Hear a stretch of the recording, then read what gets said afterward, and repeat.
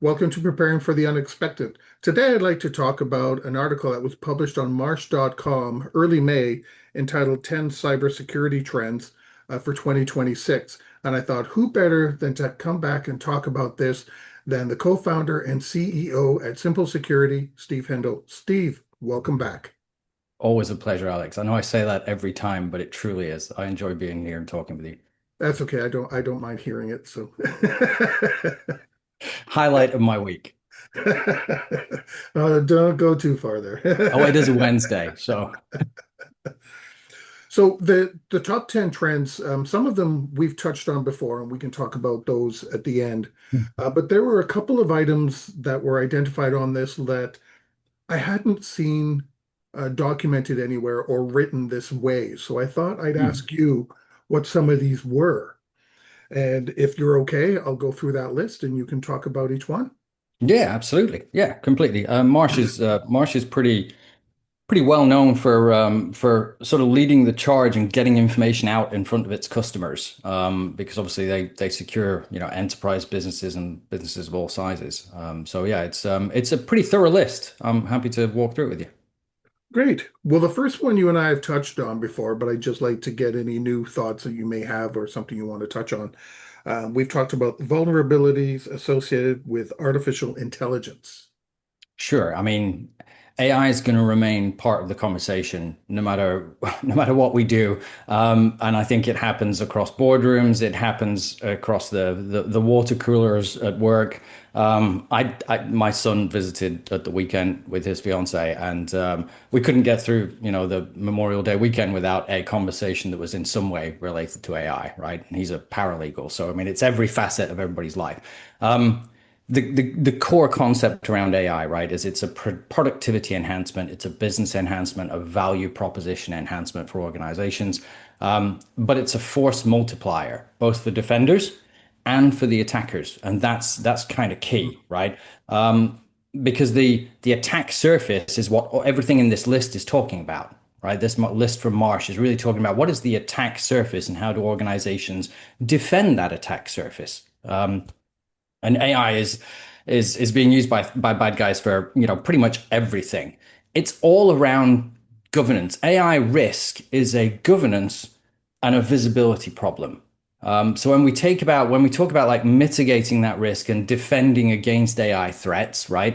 Organizations don't just need AI tools for productivity. They really need control over where AI is being used and how their data flows through that AI.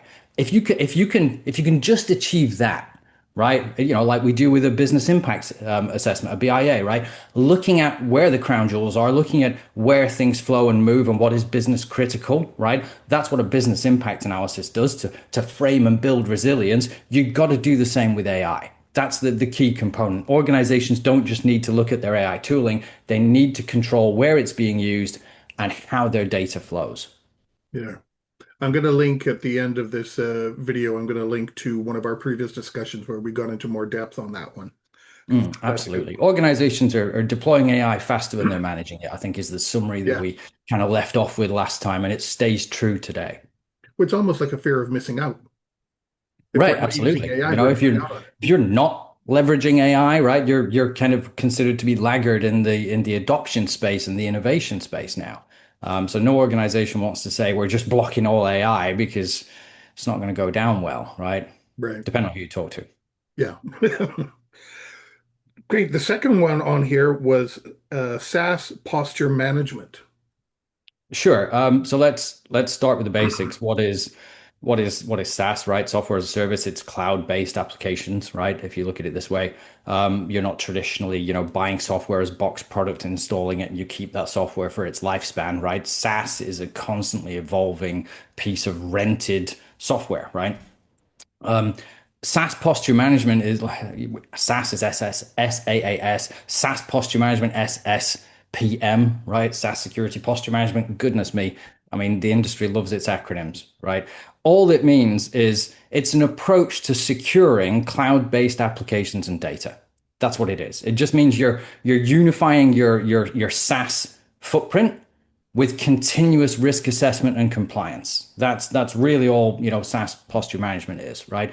The risk is that the SaaS sprawl, right? I don't know if you get bombarded with them here in the United States where I am. We get bombarded if you're on any form of watching TV through any streaming platform. You get constant adverts for these money management tools that are like, hey, you've got like 10 subscriptions to Netflix over here. We'll help you find them so you can cancel like 8 of them, all that kind of stuff. That's really what the issue is with organizations that are cloud first or cloud forward. They've got so many different applications that are falling into the SaaS category, right? Whether your CRM is out there in the cloud, right? Your identity management, your Microsoft or your Google Workspace is in the cloud, right? That sprawl results in a lot of unmanaged and misconfigured systems. Really, that's all it is. So SaaS posture management, or cloud-based security posture management, is really to look at that sprawl and to really get a handle around it. Kind of like what we said about AI, right? You've got to look at continuous visibility, and you may have permissions that are giving you too much access over here, right? Least privilege is still a thing, even though we don't talk about it much anymore, right? That's what we really got to think about. You've got people that are accessing SaaS-based tools or just firing up subscriptions left and right to do their job. Your SaaS application stack is now your infrastructure. Most companies don't actually know what's exposed out there until something breaks. So SaaS posture management is just really getting a handle on all of the relevant controls and least privilege access to your SaaS-based infrastructure. I want to jump on something you just mentioned there, that a lot of IT teams don't know what's out there. Is it because we have gone to the cloud, so we're assuming if we're in the cloud, some of this is now our vendor's issue, not ours? Yeah, I think there's a lot of trust and a lot of how can I frame it without bashing anybody? There's a lot of trust that organizations place in the security claims of their vendors, right? So if you're using Microsoft, if you're using Google, if you're using Amazon Web Services, AWS, right? If you're using any of these cloud-based platforms, right? Or if you're buying and subscribing to a cloud-based product, you're using Zoom to record this. This is a SaaS-based tool, right? You've got to look at the understanding of that data, right? We've talked about shadow IT previously. We've even talked about shadow AI. All this means is unmanaged technology or unmanaged or ungoverned AI usage. And it's the same for SaaS. You'll find departments out there. Maybe you've got a spend limit in your organization that says, hey, if you're spending below like $100, then you don't need the CFO's approval, right? You don't need your manager's approval, right? You can put it on your company credit card, you can expense it. Well, somebody's going to look at that and go, well, I could really use Claude to do my job. Claude is a SaaS-based AI platform, right? Maybe I need a workforce management tool to track my tasks. I'm going to use Monday Workspace. Well, the subscription is less than $10 a month. So I don't need my manager's approval for it. I can just subscribe, use my company email address, and suddenly, boom, I'm an administrator of whatever I've just fired up in that platform. That's that piece around what we talk about sprawl. We talk about shadow IT. We talk about, that lack of governance around what's being deployed in your organization. That's the issue. It's an issue of visibility, right? And an issue of observability, not just being visible, not just knowing what's out there, but knowing and understanding what's out there, right? You're a risk-based professional. So really it's introducing fragility and uncertainty because you've got so much of this sprawl that is not managed. People were used to managing data centers, closed doors, networks that they understood, right? Now we're in networks that we don't manage, right? We work from home. It's a prolific network, right? I don't know what else is on my network. What else can see what I'm doing, right? If I'm not, encapsulating everything in a VPN. That's what we talk about when we talk about sprawl and when we talk about shadow IT, shadow AI. It's about unmanaged, ungoverned infrastructure. Just because you signed off with a SaaS provider or application or whatever it is you're doing doesn't mean you can let your knowledge and your awareness and your responsibility lessen. You have to Completely. Absolutely. maybe even increase it.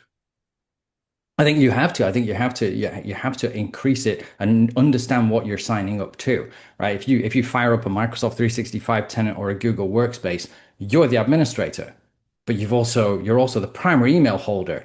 You're like the primary point of entry, right? If I compromise you, then all of a sudden I have the keys to the kingdom for your cloud infrastructure, right? I mean, that's the thing that people don't understand. Least privilege means that separation of duties to say, here I am as a user. I don't have permissions to do anything. Here's my administrator, and he has permissions to do this, but he doesn't have permissions to do that, right? Understanding that least privilege and business need to know. It's still as relevant today as it was in the late 90s, early 2000s. Yeah. Believe it or not, we've already come to the end of this episode, but we're going to come back and we're going to talk about two other items on this list that I want to touch base on, if that's okay with you. Absolutely. Great. We'll be right back.